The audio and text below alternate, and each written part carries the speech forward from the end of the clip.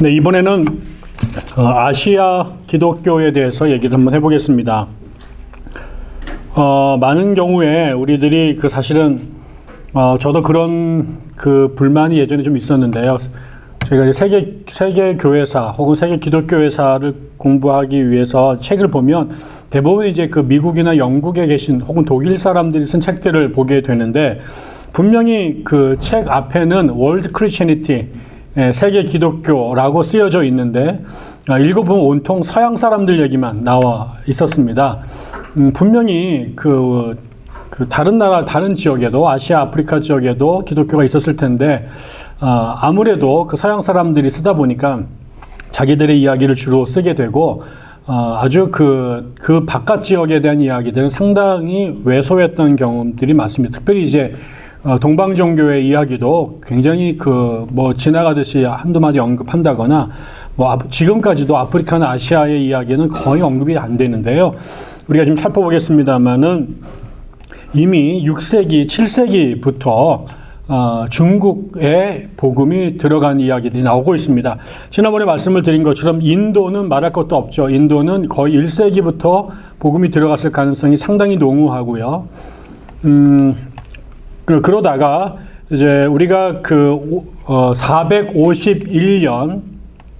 431년이죠. 431년에 에베소 공의회에서 양성론 논쟁이 이제 벌어지게 되는데, 그때 이제 예수님을 잉태했던 성모를 하나님의 어머니라고 불러야 되느냐, 아니면 단지 그리스도의 어머니라고 불러야 되느냐, 이런 논쟁이 있었다고 전에 한번 말씀을 드렸습니다. 그때 예수님의 인성을 좀 더 강조하는 경향이 있었던 네스토리우스라고 하는 콘스탄티노플 총대 주교가 예수님 적어도 마리아의 태에 있었던 존재는 신이라고 말할 수는 없고, 그거는 인간이었기 때문에 그리스도였고, 그냥 그리스도를 잉태했던 성모 마리아도 크리스토토코스, 그래서 그리스도의 어머니라고 부르는 게 맞다, 이런 얘기를 했더니, 이제 알렉산드리아의 주교였던 키릴로스가 노발 대화를 하면서 결국 이게 정치적 문제로 비화되고, 결국은 예수의 신성을 강조하는 그룹들이 이기면서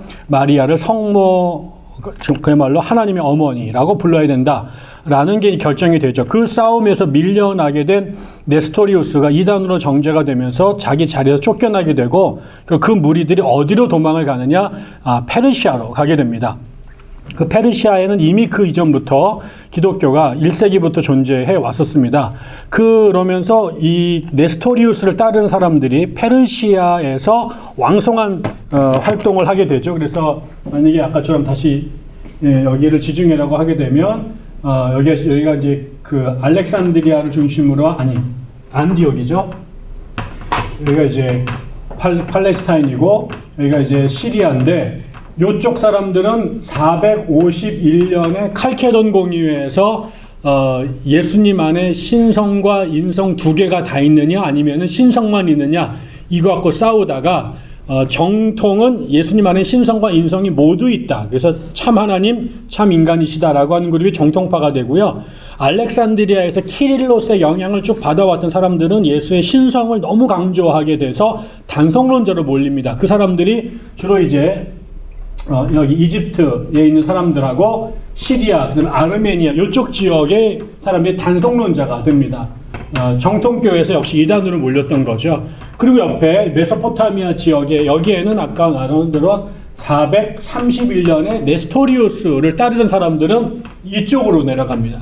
그래서 이 지중해 서쪽 지역에 있는 동로마 제국과 서로마 제국은 전부 다 예수를 하나님이면서 인간이라고 말하는 정통 기독론을 주장하는 사람이 돼서 이들이 자기들이 주류가 됐다고 말하는 거고, 여기에 나간 사람들은 이 동쪽 지역으로 가는데, 여기도 넓은 의미에서 Church of East, 동방교회라고 말합니다. 동방교회가 넓은 의미고, 동방교회는 단성론자, 네스토리우스주의자, 그 다음에 동방정교회를 다 포함하는 개념으로 동쪽에 있는 교회, 그 다음에 서방교회, 이렇게 나누게 되는데, 아무튼 이쪽 지역에서는 이렇게 다양한 형태의 기독교가 분화되게 되고요.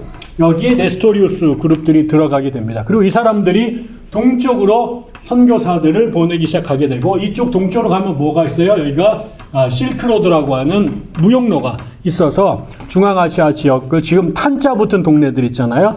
그 동네를 넘어서서 저 몽골 지역, 그다음에 북경까지 갈 수 있게 되는데, 그쪽으로 이제 선교사들을 보내기 시작합니다. 그러다가 635년에 알로펜이라고 하는 페르시아에서 온 선교사가 중국에 옵니다. 근데 그때 중국은 당나라였습니다. 그 당나라 태종이 이 알로펜의 영향을 받으면서 선교를 허락을 하게 되고, 그 다음에 이제 그 경교라고 하는 이름으로 중국에서 굉장히 200년 정도 번성을 하게 됩니다. 물론 중국 사람들 전부 다가 기독교인이 된 건 아니지만, 그 당시에 이제 절을 옛날에 했던 불교 사원 같은 것들을 경교 사원으로 주기도 하고, 그런 양식으로 교회를 세우기도 하면서 상당히 번성을 하게 되죠.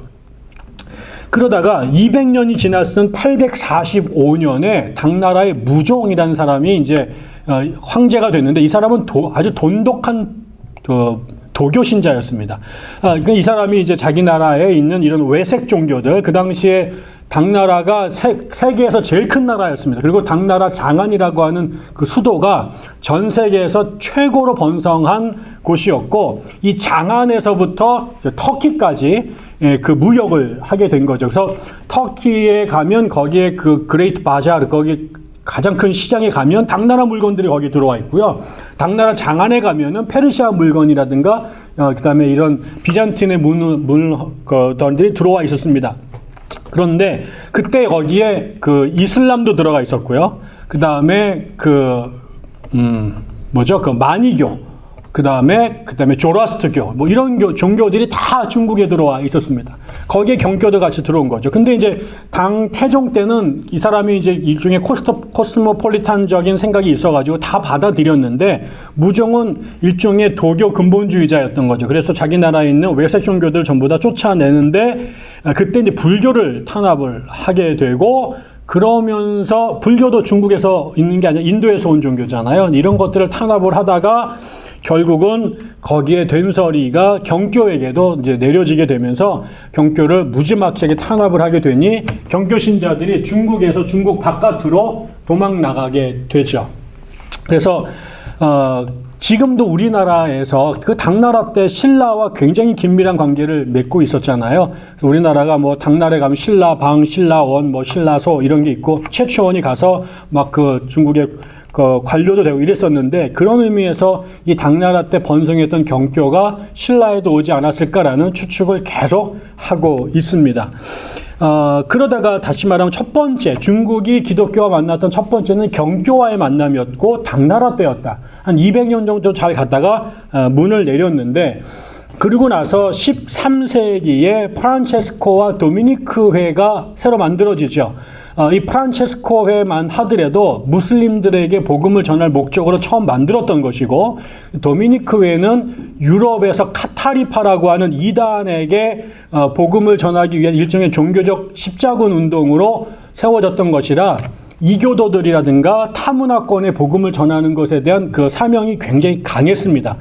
그때 이제 요 시기가 이제 뭐랑 겹치냐면, 그 시기 바로 몽골 제국이 그 전 세계, 전 유럽을 떠들썩하게 만들었던 바로 그때죠. 징기스칸이 나타나서 중국을 지배하고, 그 다음에 중앙아시아를 다 정복을 하고 유럽까지 들어오고, 심지어는 아라비아 반도까지 다 넘어가게 되는, 그래서 거대한 제국을 세웠던 때입니다.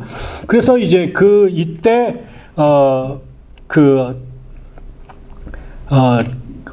로마 교황이 이 징기스칸을 개종시켜야겠다라는 생각들을 하게 됩니다. 그래서 자기의 선교사들을 차례차례 몽골로 보냅니다. 제일 먼저 갔던 사람이 1246년 그때 프란체스코 소속 수사였던 카르피니라고 하는 사람이 교황 인노켄티우스 4세가 준 편지를 갖고 이제 갑니다. 거기에는 이제 다 무릎 꿇고 하나님의 은혜를 받고 개종해라, 뭐 이런 편지를 썼는데, 몽골 황제가 이걸 보고 코웃음을 치죠. 웃기고 있네, 뭐 이런 얘기를 하게 됩니다. 그래서 예, 그 말같지 않은 소리를 하고 오히려 편지를 보내서 네가 내 말 듣고 내 무릎 앞에 무릎을 꿇어라. 뭐 이런 답신을 보내기도 했습니다. 그 다음에 좀, 이제 카르피니가 갔을 때는 이제 별 효력을 못 끼쳤는데요. 그 다음에 한 50년이 지나서 이번에는 몬테코르비노라고 하는 똑같이 그 프란체스코 수사가 가서 이제 북경에 도착하게 되고, 황제를 만나면서 황제가 이제 관용을 베풀어서 거기에 포교 활동을 하도록 허락을 해 줍니다. 그러다 보니 이제 그 사람들 안에서 이 코르비노가 활동을 할 때 굉장히 많은 사람들이 개종을 하고, 그래서 교회가 번성하자 그를 교황이 대주교로 이제 임명을 했습니다. 근데 사실은 우리가 조금 더 이 이야기를 하기 전에 하나 더 기억해야 될 것은요.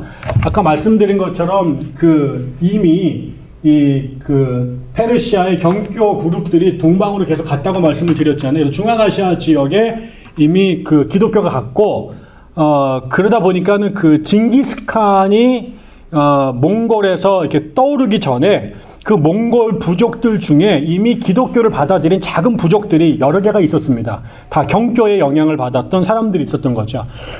그래서 나중에 징기스칸이 결혼을 하는데, 자기가 여러분 아시겠지만 징기스칸이 굉장히 아버지가 일찍 죽고 되게 불행하게 자라는데, 자기 부족의 제일 막강한 사람하고 이제 그 밑에 들어가서 그 딸과 결혼을 해서 나중에 그걸 발판으로 이제 위로 올라가는데, 그 수하에 들어갔던 그 부족이 기독교를 믿는 부족이었습니다. 그리고 당연히 그 부족장의 딸도 기독교인이었고, 그래서 징기스칸은 기독교인이 마지막까지 되지 않았지만 그의 아내, 그 다음에 그의 며느리들은 중에 상당수가 이미 기독교 신자들이 들어왔죠. 그래서 그의 징기스칸의 아들들이 뭐 몽케라든지 여러 명의 이제 중요한 애들이 있는데, 그들 중에는 기독교 신자가 되지는 않았습니다만 기독교에 상당히 우호적인 어머니의 신앙을 존중해서 그런 영향 속에서 아까 말한 이런 선교사들이 왔을 때 그들이 포교 활동을 할 수 있도록 종교의 자유를 허용해 줬던 겁니다. 그래서 그때 그 사람들을 야리기온이라고 불렀어요. 그 예수쟁이들을. 그런 표현이 몽골 말로 있었다. 그러다가 아까 말씀드린 것처럼 몬테코르비노가 굉장히 성황하게 기독교를 포교를 했는데, 그 사람이 죽고 난 다음에 그 교황청에서 계속 이 백업을 하지 못합니다. 그게 이제 또 유럽에서 여러 가지 교황청이 얽혀 있었던 복잡한 상황들이 있었거든요. 우리가 아는 것처럼 나중에는 교황청이 유럽에 종교 전쟁이 계속 있었고, 나중에는 또 교황청이 아비뇽으로 끌려가기도 하고, 교황청이 분열되기도 하고 이러면서 유럽이 굉장히 복잡해지니까, 중국까지 선교 활동을 제대로 할 수 있는 지원을 하지 못하게 되죠. 그래서 코르비노가 죽고 난 다음에는 급격하게 중국의 교세가 약화됩니다. 그래서 거의 또 사라지게 되죠. 그러다가 다시 이제 세 번째 바람은 뭐냐? 예수회가 이제 16세기에 종교개혁에 대한 반작용으로 벌어지게 되죠. 그래서 이냐시오가 예수회를 만들었는데, 원래 예수회는 이슬람 쪽 사람들한테 복음을 전하려고 만든 거였어요. 그런데 터키 지역으로 가는 것이 그 당시에 굉장히 어렵게 되면서 결국은 유럽에 남게 됐고, 그럼 뭐 할 거냐? 그러면 우리가 교황에게 충성을 바치자. 왜냐하면 개신교인들이 일어나가지고 교황을 완전히 막 무슨 동네 북으로 만들고, 그 교회의 주권이 막 이렇게 위상이 내려갈 때 이들은 자신은 교황의 오른편에 쓰겠다 이렇게 하면서 이 예수회가 출범을 하는데요. 그때 예수회가 6명인가 7명인가가 처음에 이제 파운딩 멤버가 됩니다. 이냐시오의 영향을 받았던 파리 대학 출신들. 근데 그 중에 누가 있었냐면 프란시스 하비에르 혹은 프란시스 자비에르, 사비에르, 발음이 여러 가지입니다만, 이 사람이 이제 스페인 사람인데, 이 사람을 그 당시 포르투갈이 스페인과 세계를 둘로 나눠 가지고요. 서쪽으로는 스페인이, 동쪽으로는 포르투갈이 무역이나 선교 활동을 하도록 교황이 이제 윤허를 했죠. 그래서 인도양을 거쳐서 이 동아시아 쪽으로 포르투갈 상선이 계속 갔는데, 그 배를 타고 선교사들도 같이 갔죠. 그때 포르투갈 왕이 그 예수의 멤버 중에 이 동쪽 아시아 선교사를 보내달라고 요청을 하게 되니까 사람이 누구를 보낼까? 이미 다른 사람들 다른 데 다 가고 남은 게 프란스 자비에르였는데 이 자비에르가 자기가 그럼 가겠다 그래서 포르투갈 배를 타고 인도양을 거쳐서 이제 인도, 그 다음에 말라카 제도, 그 다음에 마카오, 그리고 일본까지 가게 되죠. 그리고 나서 일본에 가서 포교를 하고 난 다음에 중국을 최종적으로 선교를 하려고 와서 그 중국 광동성 바다 건너편까지 옵니다. 그런데 거길 들어가려고 이제 노리는데 중국에서도 이제 외국인들에게 입국을 허용하지 않으니까 들어갈 날짜를 계속 보고 있는 상황에 덜컥 병이 걸립니다. 열병에 걸려서 거기서 죽죠. 그래서 이제 결국 중국에 선교를 하지 못하고 중국 앞에까지 갔다가 멈췄는데 그것을 기화로 해서 예수회에서 중국 선교에 대한 관심이 올라가게 되고 마침내 걸출한 인물이 나오게 됩니다. 그게 이제 마테오 리치라고 하는 예수의 선교사가 1601년에 중국에 들어가게 됩니다. 그리고 이 사람은 굉장한 그 수재였습니다. 그래서 천문학이라든가 그 다음에 그 수학에 아주 뛰어났고 또 그 당시에 유럽에서 굉장히 중요한 선진 과학이 뭐였냐, 선진 테크놀로지가 시계 제작이었습니다. 이 시계 제작을 유럽에서 이제 했는데 오랫동안 시계 제작이 그 발전을 못하다가 요 어간에 이제 급진적으로 이제 발전하게 됐고요. 유럽의 사람들이 이 시계에 완전히 미칩니다. 지금 우리가 애플의 어떤 그런 그 테크놀로지에 맛이 간 것처럼 그 당시에는 왕들이 자기 집에 시계를 개인적으로 갖는 게 너무너무 소중했는데 그때 예수의 선교사들이 시계 제작을 아주 능통한 기술자들이 됩니다. 그래서 이 사람이 중국 왕에게 접근할 때 선물을 뭘로 주느냐? 시계를 줍니다. 여기에 다들 뿅 가게 되죠. 그리고 난데 그 시계는 이제 수리를 해야 되잖아요. 수리를 할 수 있는 기술이 중국 사람들이 없었기 때문에 예수의 선교사들이 시계 주고 옆에서 시계를 계속 고쳐주고 관리하면서 그 옆에 머물게 됐는데 그게 그 당시 가장 첨단의 과학기술 중에 하나였습니다. 아무튼 이런 것으로 마테오 리치가 중국에 갔고 중국에 가보니까 놀라죠. 왜 그러냐면 다른 지역, 슬라브 지역이라든가 라틴 아메리카는 전부 다 그들의 유럽인들의 눈에는 원시인들, 바바리안으로 보였습니다. 그래서 글자도 가르쳐주고 그들이 이제 그들의 말을 배우는 게 아니라 자신들의 말을 가르쳐주고 뭐 그들의 문화를 전수했는데 중국에 갔더니 여기는 차원이 다른 거예요. 자기들보다 훨씬 더 오랫동안 더 고도로 발전한 종교와 철학이 있다는 것을 알게 되죠. 그래서 이런다고 믿는 게 아니고 또 북유럽처럼 왕이 믿지도 않아요. 이러니까 자기네들이 우주의 중심이라고 생각을 하고 오히려 이 사람들을 그 오랑캐라고 생각을 하게 되니 도무지 접근할 길이 없습니다. 그럴 때 이 사람이 과학자의 신분으로 왕실에 머물고 그러면서 여기는 평민으로 들어가가지고는 씨알이 안 맥힌다. 그래서 자기가 양반의 학자의 신분으로 머물면서 우리로 말하면 무슨 국립과학연구원의 그 연구원으로 있으면서 거기는 중국의 선비들과 대화를 하기 시작하죠. 그러면서 사람은 내가 중국말 배워야겠다. 그 다음에 중국 고전 공부해야겠다. 그래서 이 사람이 중국학을 열심히 공부를 하게 되고 그 문헌들을 라틴어로 번역해서 해외에 소개할 뿐만 아니라 또 자기네가 조금 난 거는 이 천문학이나 이런 그 자연과학은 조금 난 것 같아요. 그래서 이거를 이제 소개하면서 접촉점을 찾죠. 그러면서 이 사람이 당시에 유럽의 카톨릭 교회가 토마스 아퀴나스의 신학이 이제 올라가고 있었을 때인데 그게 결국 아리스토텔레스의 철학과 중세 신학을 접목시킨 거지 않습니까? 그래서 결국 이 사람이 아리스토텔레스의 철학을 접목해서 유교와 대화를 시도하면서 유교와 카톨릭이 이런 점은 비슷한데 이런 점은 카톨릭이 더 낫다. 뭐 이런 식의 요거를 보유론이라고 말하는데요. 그런 식으로 이제 변증서를 씁니다. 이거는 이제 욱박질러서 되는 게 아니라 학문적으로 다이얼로그가 필요하다는 걸 깨달아서 만들어낸 접근 방법이죠. 그래서 천주실의라고 하는 아주 유명한 기독교 변증서를 이 사람이 쓰게 되죠. 그래서 결국은 중국이 그때부터 카톨릭 교회가 중국 교회에 이제 안착을 하게 되고, 나중에 이제 모태똥이 중국을 점령을 하고 그 다음에 문화혁명을 일으키면서 선교사들을 추방할 때까지 카톨릭 교회가 중국에서 꽤 중요하게 뿌리를 내리게 되고, 그 영향이 조선으로 들어와서 18세기 말에 우리나라의 남인들에 의해서 한국의 카톨릭 교회가 들어오기 시작을 하게 된 겁니다. 그 다음에 아까 말씀드린 바로 그런 시기에 프란시스 하비에르가 인도 선교를 중요시 했는데, 프란시스가 가기 전에 이미 프란체스코하고 도미니크회에서 포르투갈 선교사들, 포르투갈의 배를 타고 이쪽 지역에 가서 이제 선교를 했습니다. 고아라고 하는 지역이 되게 중요하고, 그 밑에 인도 남부에 지금 스리랑카, 거기 옛날에 실론이라고 불렀죠. 그쪽 지역에도 이제 교회를 세우면서 카톨릭 교회가 활동을 했습니다. 그래서 인도도 초창기부터 갔지만 이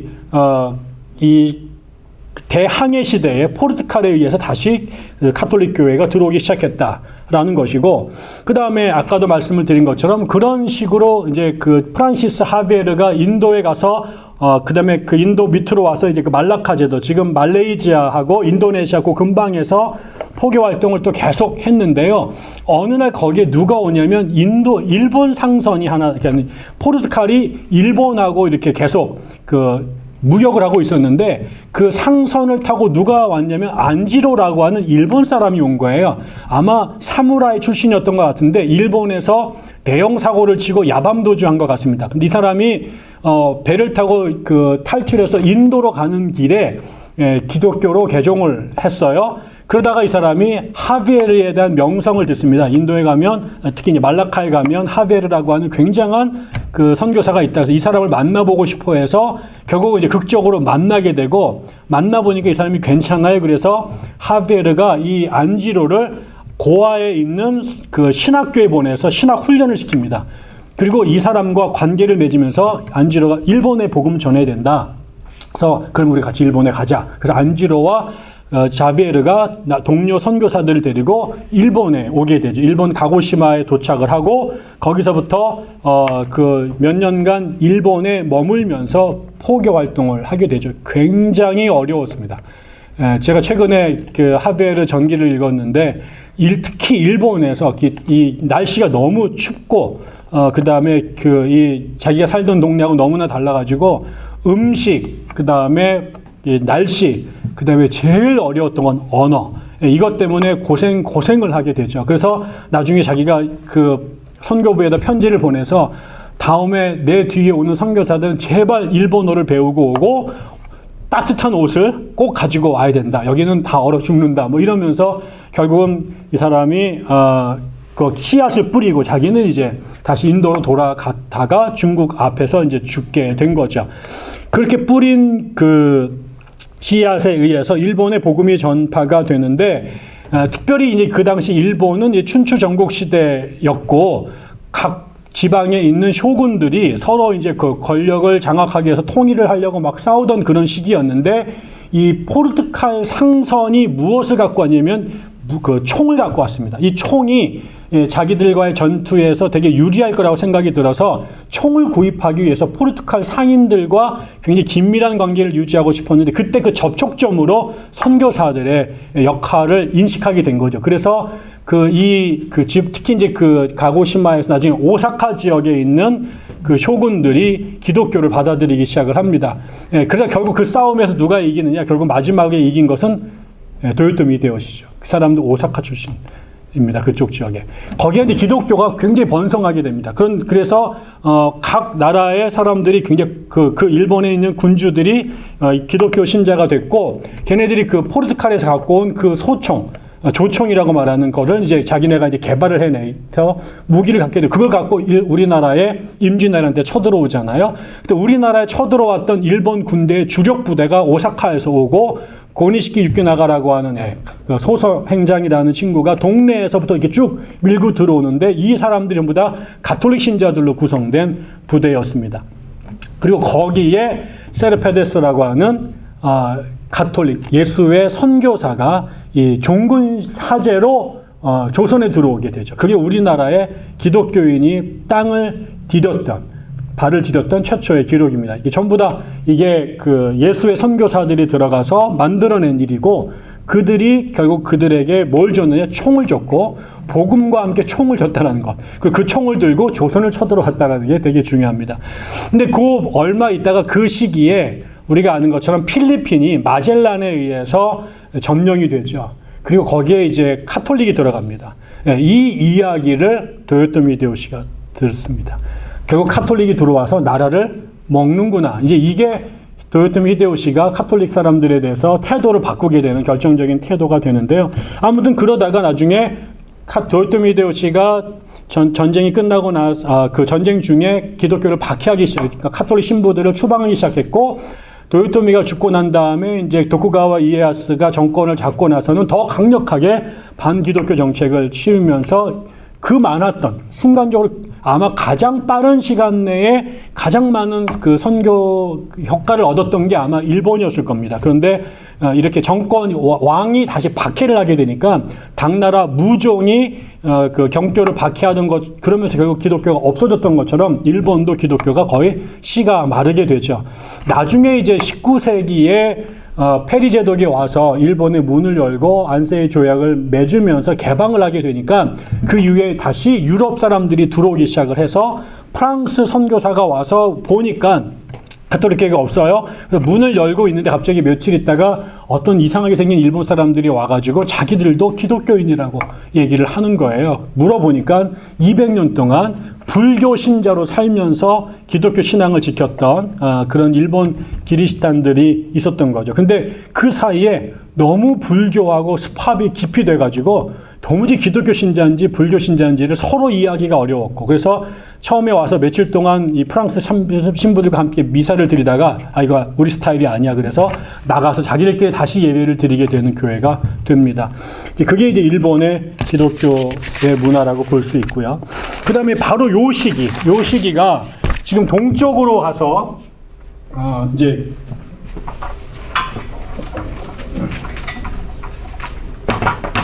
여기가 이제 유럽이라고 말한다면 여기서 이제 지금 이제 아시아로 갔고요. 대서양을 가서 이제 여기가 이제 라틴 아메리카가 나오게 되는 거죠. 요 시기가 같은 시기입니다.